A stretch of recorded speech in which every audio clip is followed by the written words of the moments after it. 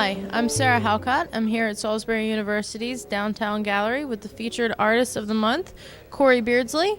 Could you tell me about yourself? Hi, I'm from Nanticoke, here on the Eastern Shore, and I teach ceramics and sculpture at Salisbury University and the University of Maryland Eastern Shore. And I've just been making heads for the past year. So this is a show of all these different abstract heads and faces and masks, some large, some small.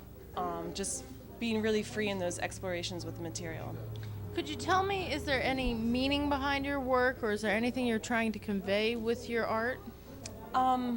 Liberation and playfulness, and letting myself access that by when I'm making the work. And a lot of these pieces are about that, and also about touch and just making marks with the clay. How do you mostly make your work?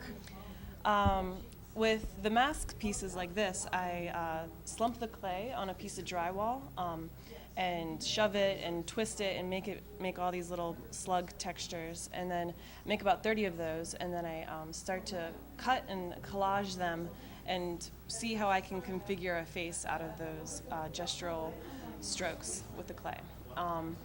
Other pieces, I make a big armature, and then I lay up clay and carve out and hollow those out and make a architecture in the back.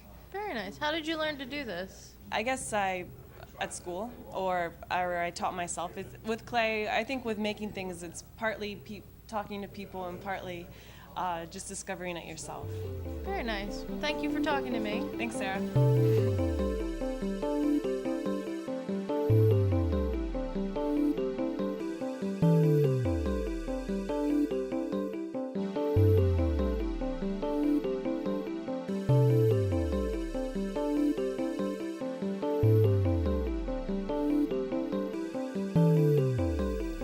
Hi, I'm Sarah Halcott. I'm at Salisbury University's downtown campus. I'm here with Marissa Sage.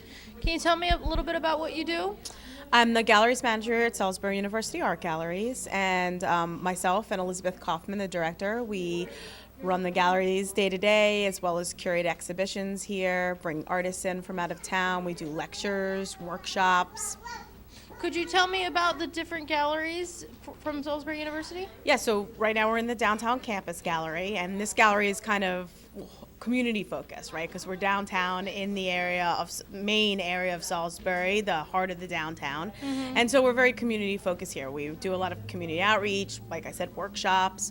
On campus, though, we have the Fulton Gallery, which is where we have our exhibitions of our student work as well as our faculty.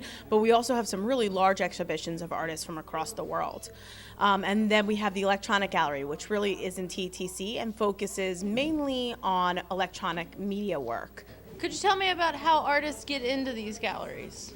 So there's a lot of different ways. Some of the shows are curated by myself or Elizabeth Kaufman. So we go out, we do studio visits, we get submissions and we look at the work online, or we know the artists and we curate them into a specifically themed show. But then we also have juried exhibitions, which you can submit to right on our website. We have all the open calls that we have currently on the website. Hello, I'm Robert. I'm here today at Amused Studios Pottery, and I'm going to show you how to turn a bowl into a colander. Alright, so to get started, what I'm going to do is actually feel over the bowl and see how much clay I can actually take out of it in the different places that I'm going to be trimming. So I've got a good amount of clay here in this little band here of the bowl, and then a lot here in the foot, so I can trim out a nice foot ring. I'm going to go ahead and center this up on the wheel.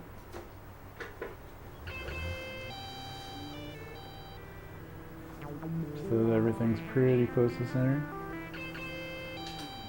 And then what I'm going to do is take a few little pieces of clay and just kind of lock this bowl in place. Alright. I'm going to use a trimming tool, and I'm just going to start carving away at this guy here.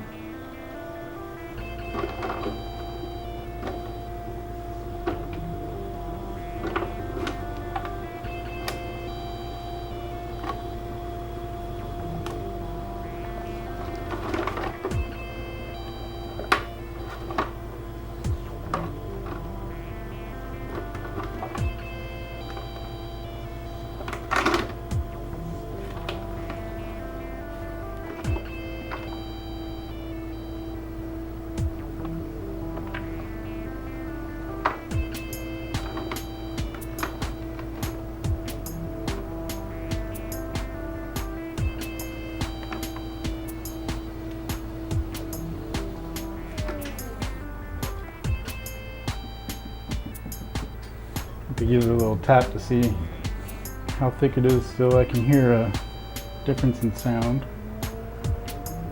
Go ahead and start trimming out this foot.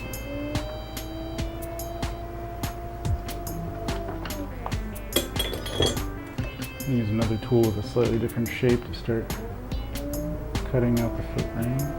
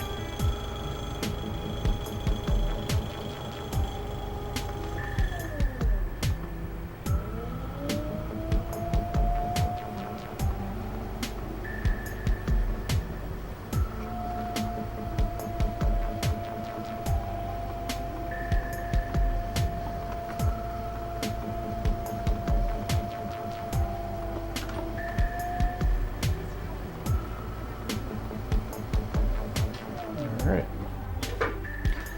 so now I have my foot carved out, I've got the excess weight taken off the outside, so now it's time to turn this bowl into a colander.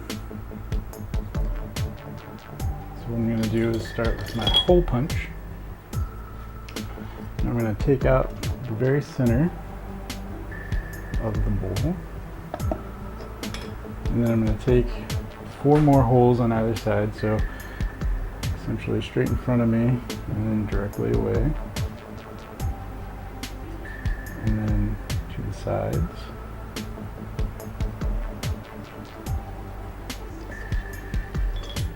Go ahead and clear those.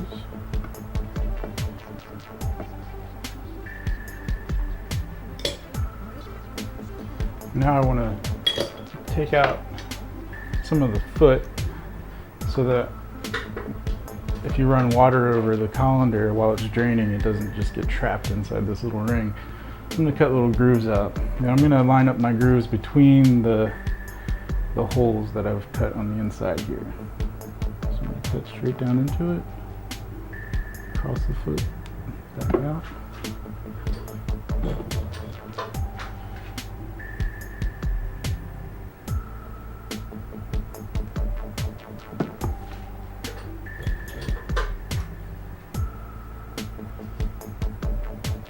My next set of holes, I'm actually going to punch right through these gaps in the foot that I made.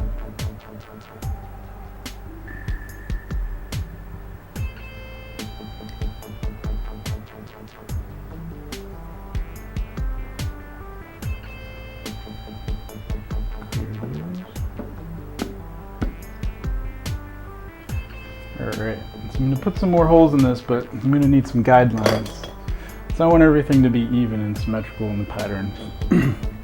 So I'm going to go ahead and put in some ridges. And these will be nice for the glaze to break over on the outside and give a little texture.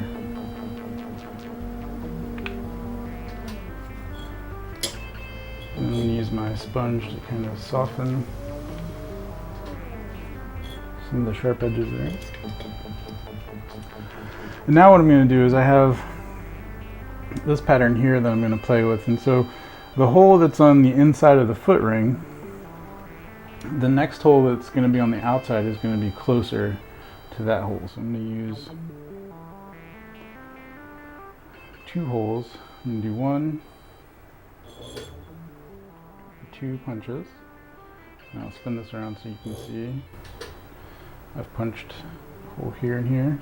And then the next one I punch with the hole that's in the foot ring here. I'm going to cut in between where these 2 holes would be. And then I'll do the same thing all the way around.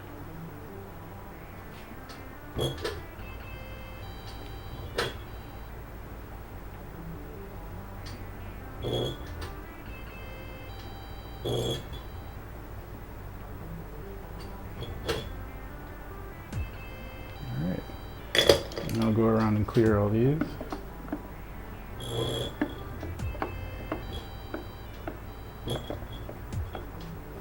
Alright, so you can see the pattern that's developed there. I'm going to go ahead and soften that up again with the sponge. And then I'm also going to hit the inside and this foot ring. And I want to make sure that all these sharp lines that I created are kind of bevel over so that they're not sharp in the end product.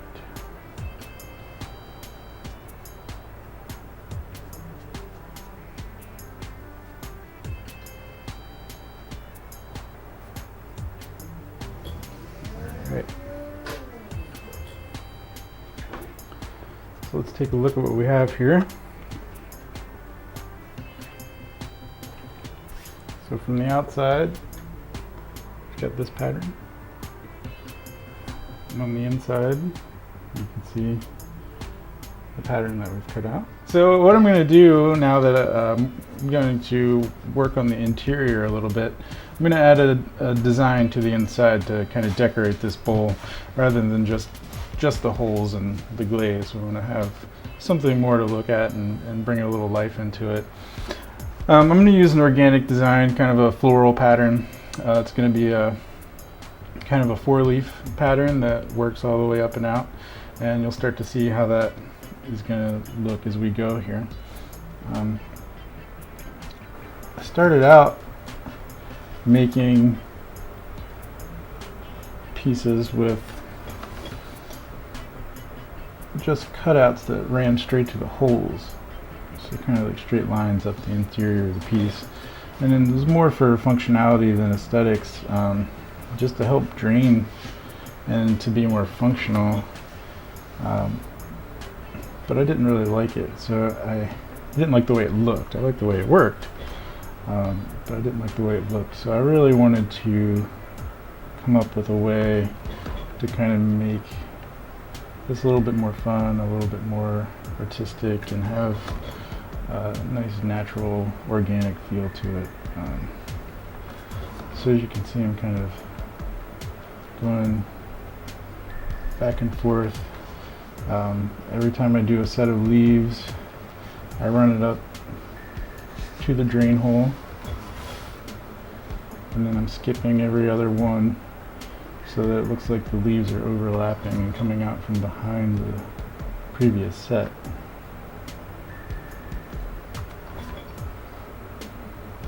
I really want to make sure that the leaves have the same kind of shape all the way up the pot.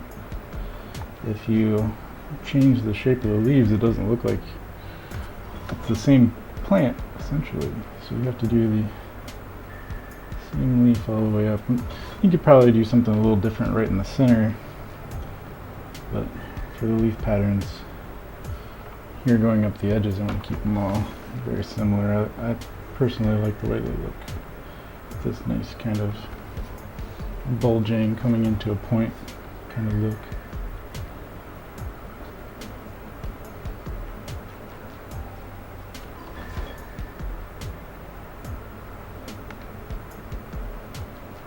So I've been working on this design for about 6 months now.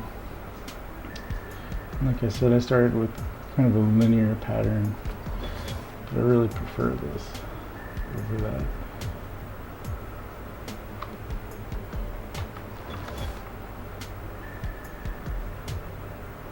It's fun to see, you know, as you keep making pieces, you try new things and see what you like, and this has kind of been the evolution of this process here. Kind of do this free form leaf pattern.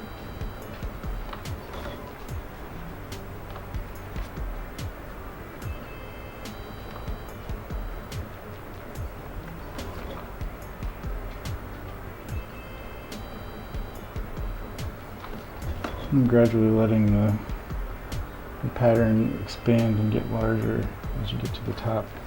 And that gives it the look as if it's grown or expanded outwards. And so that's what I'm going to do here on the inside. You can take a look at that.